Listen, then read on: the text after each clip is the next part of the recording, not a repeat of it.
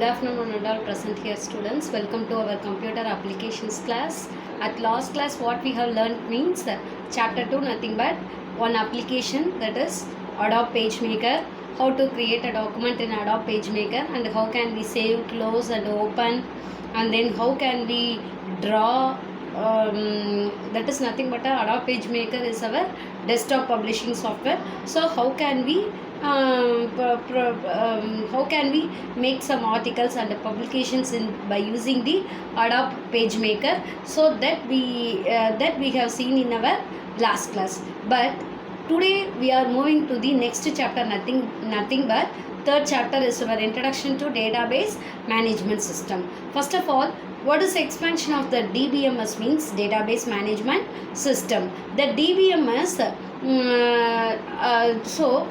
so we can really, if we want to understand about DBMS means, first we have to break down the total database management system into some individual parts. அப்போ அந்த DBMSங்கிற அந்த வார்த்தை வந்து அந்த அப்ரிவேஷனை நம்ம தனியாக பிரித்தோம் அப்படின்னா then we will know what is the meaning of the DBMS. அப்போ நமக்கு என்ன தெரியும், அந்த DBMSோட மீனிங் என்னங்கிறது நம்ம கண்டுபிடிச்சிடலாம். சரியா? ஸோ அப்போ என்ன அப்படிங்கிறது ஃபஸ்ட்டு பார்க்கலாம். DBMS ஃபஸ்ட்டு நம்ம ஸ்ப்ளிட் பண்ணோம் அப்படின்னா, first of all what is the first word is nothing but a database. ஓகேவா? அதாவது என்ன அப்படின்னா, டேட்டாபேஸுங்கிறது ஒன்றும் கிடையாது. அது வந்து தமிழில் உங்களுக்கு தெளிவாக சொல்லணும்னா அதை ஒரு தரவு தளம்னு சொல்லுவாங்க. அது ஒரு தளம், ஒரு ஸ்பேஸ் மாதிரி, நம்ம தேவையான திங்ஸ் எல்லாம் கொண்டு போய் போட்டு வச்சுக்கிற ஒரு இடம் மாதிரி. இப்போ எப்படி நம்ம ரியல் டைம் எக்ஸாம்பிள் ஒரு பீரோ அப்படின்னா நம்ம முக்கியமான விஷயங்கள், ஃபைல்ஸு, நம்மளோட ஆர்னமெண்ட்ஸு, ஜுவல்ஸு, தென் மணி, இதெல்லாம் நம்ம எப்படி வந்து ஒரு பீரோவில் அப்போ அந்த பீரோங்கிறது இந்த ஆர்னமெண்ட்ஸு, மணி, நம்மளோட இம்பார்ட்டன்ட் திங்ஸ் எல்லாத்துக்குமே ஒரு டேட்டா பேஸாக அங்கே இருக்குது. நம்ம எப்போ வேணாலும் அந்த பீரோக்குள்ளே இருக்கிற அந்த ஆர்னமெண்ட்ஸு, தென் மணி எப்போ வேணாலும் எடுக்கலாம், மறுபடியும் வைக்கலாம், புதுசாக வாங்கி கொண்டு வந்து உள்ளே வைக்கலாம். So locker, so these things are all considered as a database. இது எல்லாத்தையும் நம்ம என்னன்னு சொல்கிறோம், ஒரு டேட்டா பேஸாக வச்சுக்கலாம். ஸோ அப்போ என்ன அப்படின்னா, ஒரு டேட்டா பேஸ் அப்படிங்கிறது என்ன சொல்ல வராங்க அப்படின்னா, அது வந்து நமக்கு என்ன சொல்ல வந்திருக்காங்க அப்படின்னா, நம்ம ஒரு டேட்டாவை வந்து எப்படி ஸ்டோர் பண்ணுறது, ரிட்ரைவ் பண்ணுறது, அப்டேட் பண்ணுறது, என்னெல்லாம் பண்ணணும்னு நினைக்கிறோமோ எல்லாத்தையும் கொண்டு போய் நம்ம எதில் போட்டு வச்சுக்கலாம். we can store that in our database. புரியுதா? ஸோ அப்போ டேட்டானா என்ன? டேட்டாங்கிறது ஒன்றும் கிடையாது. So it is a raw fact. Already we have learned in our 11th standard second chapter itself. Sorry, first சாப்டர்லேயே பார்த்துருக்கோம், செகண்ட் சாப்டர்லேயும் சொல்லியிருப்பாங்க. So data is a raw ஃபேக்ட்னு சொல்லலாம். சரியா? இப்போ ஒரு பர்சனோட பேருங்கிறது ஒரு டேட்டா, அவங்களோட ஏஜ் ஒரு டேட்டா, நெக்ஸ்ட்டு அவங்களோட அட்ரஸுங்கிறது நமக்கு ஒரு டேட்டா. சரியா? ஸோ அப்போ டேட்டாங்கிறது என்ன அப்படின்னா, இது எல்லாமே நமக்கு என்ன அப்படின்னா, this every thing comes under இது எல்லாத்தையும் நம்ம ஒரு இன்ஃபர்மேஷனாக கலெக்ட் பண்ணி எதுக்குள்ளே போட்டு வச்சுக்கிறோம். அப்போ அந்த ஒரு பர்சனோட இன்ஃபர்மேஷனை we are going to store it in our database. நம்ம டேட்டாபேஸில் நம்ம போட்டு வச்சுக்கிறோம். புரியுதா நான் என்ன சொல்கிறேன் அப்படிங்கிறது? நெக்ஸ்ட்டு என்ன அப்படிங்கிறது பாருங்கள். அடுத்தது இது வந்து நீங்கள் பேஜ் நம்பர் 57 அப்படியே பார்த்துட்டு வாங்க, நான் சொல்கிறது எல்லாமே உங்களுக்கு இருக்கும். நெக்ஸ்ட்டு பாருங்கள். அடுத்தது என்ன அப்படின்னா, what do you mean by இப்போ டேட்டாபேஸ்னா என்னன்னு பார்த்தாச்சு. தென் what do you mean by management system is, it is nothing but a set of instructions that are used to manage the data. ஒரு இன்ஸ்ட்ரக்ஷன்ஸ் நம்ம இன்ஸ்ட்ரக்ஷன்ஸ் மூலமாக நம்ம கொடுக்குற டேட்டாஸ் எல்லாத்தையுமே அது என்ன பண்ணும், மேனேஜ் பண்ணும். ஏன் அப்படின்னா, இப்போ ஒரு பீரோக்குள்ளேயே நம்ம திங்ஸ் எல்லாம் வச்சுருக்கோம். அப்போ அந்த பீரோவை நமக்கு ஓப்பன் பண்ணுறதுக்கு என்ன வேணும், கீங்கிறது ஒன்று வேணும், அதில் லாக் இருக்கணும். ஸோ நெக்ஸ்ட்டு நம்மக்கிட்ட அந்த கீ இருக்கணும். இந்த மாதிரி இன்ஸ்ட்ரக்ஷன்ஸ் இருந்தால் மட்டும்தான் நம்ம வச்சுருக்கிற திங்ஸ் எல்லாம் அப்பப்போ நம்ம எடுக்கலாம், வைக்கலாம், என்ன வேணாலும் பண்ணலாம். சரியா? ஸோ அதே மாதிரி தான் இங்கேயும் நீங்கள் மேட்ச் பண்ணி பாருங்கள். So management system is refers to the set of programs. ஒரு டேட்டாவை நம்ம எப்படி மேனேஜ் பண்ணுறது, ஒரு டேட்டாவில் நிறைய ஆக்ஷன்ஸ் இருக்குது. ஸ்டோர் பண்ணுறது, ரிட்ரைவ் பண்ணுறது, ஃபில்டர் பண்ணுறது.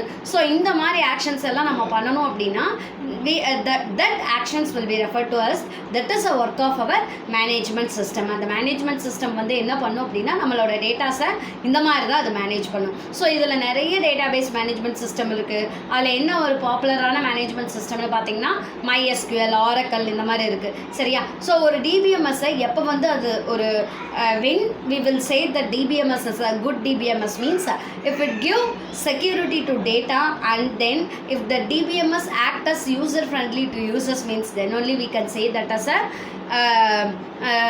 then we can say that as a some of the good features of DBMS. நம்ம ஒரு DBMS இப்போ வந்து ஒரு நல்ல DBMS சொல்கிறோம் அப்படின்னா ஒரு டேட்டாவுக்கு செக்யூரிட்டி கொடுத்துச்சுன்னா, பாதுகாப்பு கொடுத்துச்சுனாவோ அதே மாதிரி யூசர்ஸ்க்கு எல்லாமே யூசர் ஃப்ரெண்ட்லியாக இருக்கணும். எந்த ஒரு ஹெல்ப்புனாலும் அதை வந்து நம்ம ஈஸியாக அந்த டேட்டா பேஸ் யூஸ் பண்ணி நம்ம என்ன பண்ணிக்கலாம், எல்லாத்தையும் தெரிஞ்சுக்கலாம். ஸோ அப்போ இது வந்து என்ன அப்படின்னா, இதுதான் இந்த மாதிரி ஃபீச்சர்ஸ் அதுக்கிட்ட இருந்தது அப்படின்னா, சிறப்பியல்புகள் இருந்தது அப்படின்னா அதை என்னன்னு சொல்கிறாங்க, we can call that as a good DBMS அப்படின்ட்டு சொல்கிறாங்க. தென் நெக்ஸ்ட்டு பாருங்கள், இன்ட்ரடக்ஷன் டு DBMS டெஃபனிஷன். அதை மார்க் பண்ணிக்கிங்க, 2 மார்க்கில் கேட்கலாம். What is DBMS? ஓகேவா? A database management system is the system software for creating and managing databases. ஓகேவா? அது வந்து ஒரு system software. System software is nothing but நீங்கள் படிச்சிருக்கீங்க 11th we can say that as a operating system. அப்போ இங்கே ஒரு டேட்டாவை மெயின்டைன் பண்ணுறதுக்கு ஏதோ ஆப்ரேட்டிங் சிஸ்டமாக இருக்குது, DBMS தான் நமக்கு ஆப்ரேட்டிங் சிஸ்டமாக இருக்குது.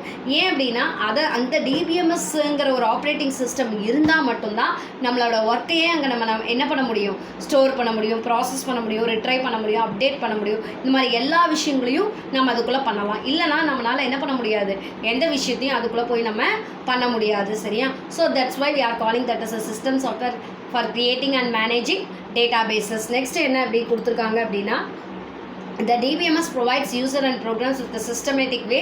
அதாவது என்ன அப்படின்னா, ப்ரோக்ராமர்ஸ்க்கு நிறைய வழிகள் வந்து இது ப்ரொவைட் பண்ணுது. என்னென்ன அப்படின்னு பார்த்தீங்கன்னா, நம்ம க்ரியேட் பண்ணலாம், ரிட்ரை பண்ணலாம், அப்டேட் பண்ணலாம், டேட்டாவை மேனேஜ் பண்ணிக்கலாம். சரி, அடுத்தது என்ன சொல்லியிருக்கேன் அப்படின்னா, what type of data is stored in database. ஒரு டேட்டாபேஸ்க்குள்ளே எந்த டைப் ஆஃப் டேட்டாஸை நம்ம ஸ்டோர் பண்ணலாம் அப்படின்னு பார்த்தீங்கன்னா, அதாவது இப்போ ஒரு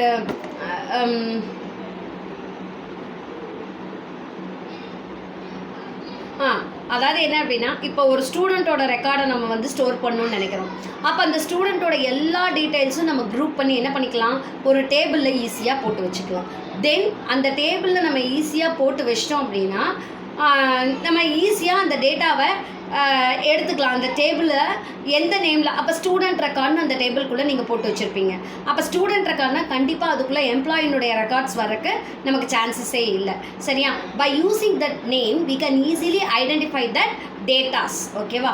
அப்போ ஒரு டேட்டாவை நம்ம ஸ்டோர் பண்ணணும் அப்படின்னா, டேட்டாபேஸில் ஸ்டோர் பண்ணணும்னா definitely we have to group only the related data together. ஓகேவா? and then we have to store them under one group that is called as table. ஓகேவா? அப்போ ஒரு சம்மந்தப்பட்ட டேட்டா, இப்போ வந்து நம்ம வந்து கம்ப்யூட்டர் சயின்ஸ் டிபார்ட்மெண்ட் அப்படிங்கிற ஒரு டேட்டாவை நம்ம ஒரு டேட்டாபேஸ்க்குள்ளே ஸ்டோர் பண்ண போகிறோம். சரியா? அப்போ என்ன அப்படின்னா, இந்த டிபார்ட்மெண்ட் ஆஃப் கம்ப்யூட்டர் சயின்ஸ்குள்ளே எந்தெந்த ஸ்டாஃப்ஸ் இருக்காங்க, ஸ்டூடெண்ட்ஸ் யார், கம்ப்யூட்டர் சயின்ஸ் ஸ்டூடெண்ட்ஸ் அப்படிங்கிறது இருக்கணும். அப்படின்னா அப்போ அந்த டிபார்ட்மெண்ட் ஆஃப் கம்ப்யூட்டர் சயின்ஸுங்கிற நேமுக்குள்ளே போனோம் அப்படின்னா ஆட்டோமேட்டிக்காக அந்த கம்ப்யூட்டர் சயின்ஸ் டிபார்ட்மெண்ட் பற்றின ஸ்டாஃப் டீட்டெயில்ஸ், ஸ்டூடெண்ட் டீட்டெயில்ஸ் எல்லாமே என்ன வந்துடும், அதுக்குள்ளே வந்துடும். சரியா? ஸோ இந்த மாதிரி நம்ம ஈஸியாக இன்னொரு டைம் ஃபெச் பண்ணி எடுக்கணும்னாலும் அந்த டேபிளோட நேம் வச்சு we can easily identify and fetch the data present in that particular database. புரியுதா என்னன்ட்டு? அடுத்தது எவல்யூஷன் ஆஃப் DBMS. எவல்யூஷன்னா என்னது, அந்த DBMSல என்ன புரட்சி ஏற்பட்டுச்சு, எப்படி வந்து அது இந்த அளவுக்கு சக்ஸஸ்ஃபுல்லாக ஒரு டேட்டாபேஸ் வந்து இன்றைக்கி, இதெல்லாம் டேட்டாபேஸ் வந்து நம்ம படிக்கிறது சின்ன பார்ட்டு. இதில் போனோம் அப்படின்னா இதை பற்றி நம்ம என்ன பண்ணிக்கலாம், ஒரு 6 வருஷம் கூட நம்ம படிக்கலாம், அவ்வளவு டெப்த் இருக்குது. சரியா? டேட்டாபேஸ் எல்லாம் ரொம்ப ரொம்ப இம்பார்ட்டண்ட்டான டாப்பிக்கு. நீங்கள் எந்த காலேஜில் நீங்கள் எந்த ஒரு டிபார்ட்மெண்ட் சூஸ் பண்ணிங்கனாலும், எந்த கோர்ஸ் சூஸ் பண்ணிங்கனாலும் கண்டிப்பாக இந்த டேட்டாபேஸ் இல்லாமல் யாருமே ப்ராஜெக்ட் பண்ணவே முடியாது. Database will be act as a backend for your project. உங்கள் டீட்டெயில்ஸ் ஒரு கம்பெனியை பற்றி ஸ்டோர் பண்ணும் அப்படின்னா, யார் வேணும் அப்படின்னா டேட்டாபேஸுங்கிறது கம்பல்சரி நமக்கு வேணும். சரியா? அதுதான் அதில் எல்லாத்தையும் ஸ்டோர் பண்ணி வைக்கும். ஸோ அப்போ இதெல்லாம் பேசிக் நல்லா கவனிங்க. ஓகேவா? ஸோ லிசன் பண்ணுங்கள். எவல்யூஷன் ஆஃப் DBMS, அதாவது இந்த எவல்யூஷனில் என்ன சொல்லியிருக்கேன் அப்படின்னா, 40 வருஷத்துக்கு முன்னாடி இருந்தே இந்த மாதிரி டேட்டாவை ஸ்டோர் பண்ணிட்டு தான் இருக்காங்க. ஆனால் அந்த காலத்தில் என்ன பண்ணாங்கன்னா, பஞ்சுடு கார்ட்ஸ்னு ஒரு டெக்னாலஜி யூஸ் பண்ணாங்க. நம்ம வந்து அந்த செகண்ட் ஜென்ரேஷன்லேயே பார்த்துட்டோம். பஞ்சுடு கார்ட்ஸுங்கிறது எங்கே யூஸ் பண்ணோம், நம்ம செகண்ட் ஜென்ரேஷனில் யூஸ் பண்ணியிருக்கோம், டிரான்சிஸ்டர்ஸில். ஓகேவா? அதை யூஸ் பண்ணி தான் நம்ம இன்புட்ஸை கொடுப்போம். சரியா? ஸோ டேட்டாக்கு ஸ்டோர் பண்ணுறக்கு பஞ்சிட் கார்ட்ஸ் யூஸ் பண்ணிட்டு இருந்தாங்க.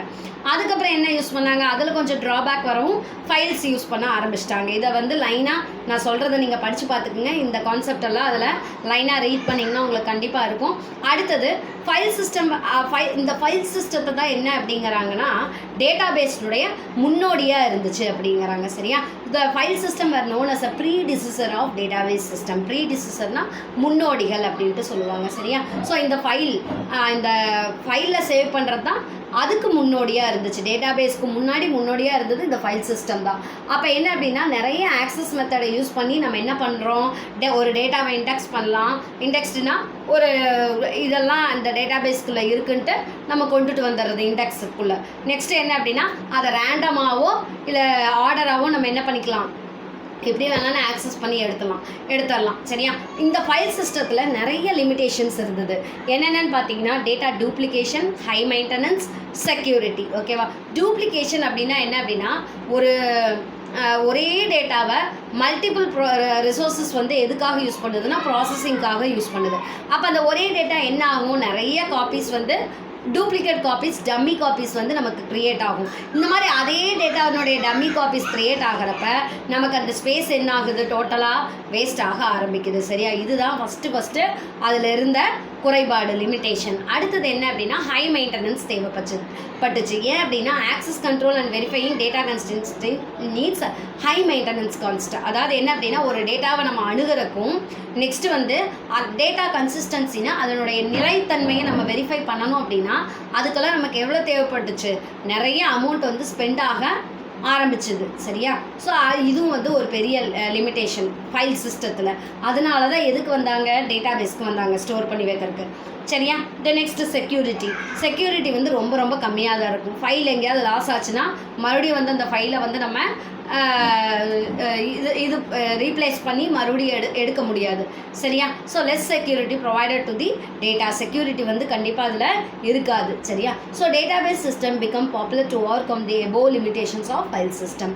இதனால தான் டேட்டாபேஸ் என்னாச்சு, பாப்புலர் ஆச்சுங்கிறாங்க. இந்த ஃபைல் சிஸ்டத்தினுடைய லிமிடேஷன்ஸ்லேருந்து அடுத்த கட்டத்துக்கு கொண்டு வரக்கு யார் வந்து நமக்கு உள்ளே என்ட்ராச்சு அப்படின்னு பார்த்தீங்கன்னா database என்ட்ராச்சு.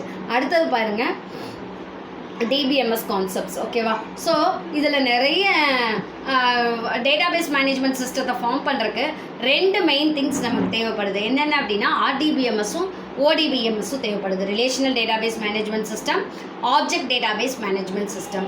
All DBMS adheres to the following 2 basic concepts. எந்த டிபிஎம்எஸ்ஸாக இருந்தாலும் இந்த கான்செப்ட் ரெண்டு பேசிக் கான்செப்ட்ஸ் கொடுத்துருக்காங்க.